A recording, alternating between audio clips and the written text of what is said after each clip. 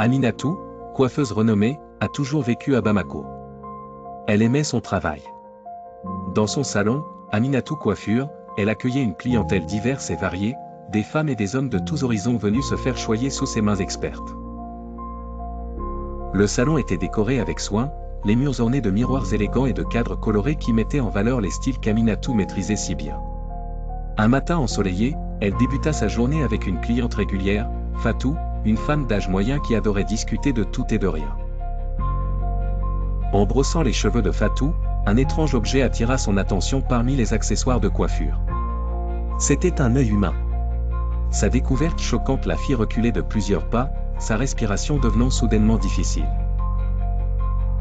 Elle entendit ses collègues et les clients autour tomber dans un silence terrifié. L'œil semblait frais, avec des détails parfaitement formés, rendant la scène surnaturelle. Comment avait-il pu arriver là? Aminatou, tremblante, décida d'écouter son instinct et d'avertir la police, pensant que quelqu'un avait peut-être introduit cet objet dans son salon à son insu. En attendant leur arrivée, elle demanda à tous de rester calmes et assis, assurant qu'ils seraient en sécurité. Les clients, inquiets, murmurèrent en regardant autour d'eux, la tension étant palpable. La police, une fois en place, examina attentivement l'institut de coiffure.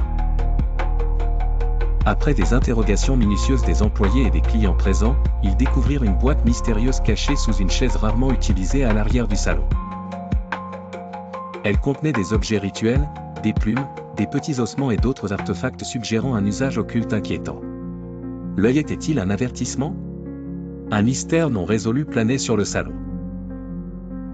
Les enquêteurs promettaient de poursuivre leurs recherches, cherchant des indices ailleurs dans le salon et au-delà, dans l'espoir de découvrir l'origine de cet étrange événement. Aminatou continua son activité, mais avec prudence, consciente du danger potentiel qui planait désormais sur son lieu de travail. Elle renforça la sécurité, installa des caméras et prit des mesures supplémentaires pour s'assurer que la tranquillité de son salon puisse être rétablie. L'incident resta gravé dans les mémoires, un mystère insaisissable qui persistait dans les conversations de ses clients fidèles.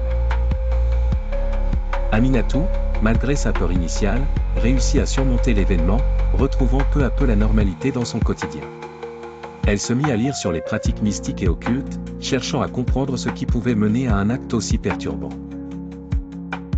Mais chaque jour, alors qu'elle ouvrait son salon, elle gardait un œil vigilant, prête à faire face au mystère de l'œil qu'elle espérait ne jamais voir revenir.